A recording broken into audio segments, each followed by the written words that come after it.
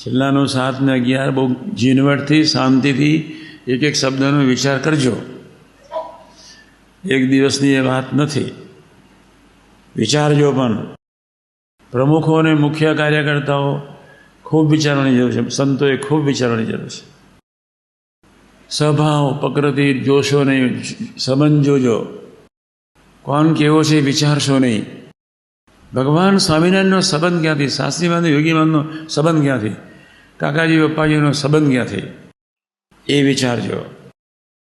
પ્રકૃતિ સ્વભાવ દોષ એનું જો મનનચંદ કહ્યું જોવામાં તમારી આંખો ગયા કરતી હશે, તમે આત્મીયતા આ જન્મે પ્રગટાવી નહીં શકો. કોઈનો બી દોષ જોયો, પ્રકૃતિ એની ચંચળતા, દરેકની પ્રકૃતિ જુદી છે.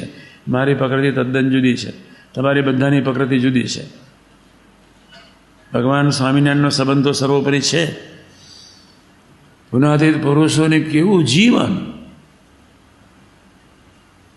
18.5 વર્ષ સુધી વિજ્ઞાન સ્વામીની અનંત પ્રકારની વિચિત્ર પ્રકૃતિ સ્વભાવ, એમનો ડોર અને દંભીલો સ્વભાવ, એમનો દુર્વાસાનો સ્વભાવ, એનો પટલે કરવાનો સ્વભાવ, તદ્દન વિચિત્ર બોલીને ટોકણી કરવાનો સ્વભાવ, જરાય ભૂલ ન હોય ફટાક લઈને ભયંકર પ્રાયશ્ચિત આપી દેવાનો સ્વભાવ. અને યોગી મહારાજે બાપ રે બાપ, તે જમાનાના વિજ્ઞાન સ્વામી અને તે જમાનાના વર્ષો પહેલાના જરભરત જેવા એ હરિભક્તો, અને જેવું વિજ્ઞાન સ્વામી ઉપેક્ષા કરે, એક અક્ષયતાના હરિભક્તો ન કરે, પણ જોગીને 2 શબ્દો તો સંભળાવે છે. 25 વર્ષના ઇતિહાસમાં પણ હરિભક્તોની વાણીમાં અમે ઉપેક્ષા જોઈ છે. અમે તાર પહેલાંની તો કેવી હશે.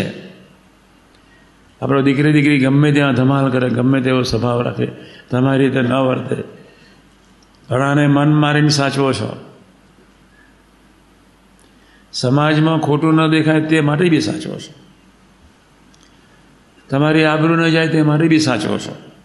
મહારાજના સંબંધવાળા યોગી ડિવાઇન સોસાયટીના સેવકો, આપણે યોગી ડિવાઇન સોસાયટી, યોગીના સભ્ય, યોગીના સમાજના સેવકો છીએ. યોગીએ એમના સમાજ માટે શું નથી કર્યું, આપણે એના કરોડમાં ભાગનું વર્તીએ. બસ તમારી બુદ્ધિ, તમારી શક્તિ, તમારી સમજણનો ઉપયોગ કરી આપણા અરસપરસમાં આત્મીયતા વધારો.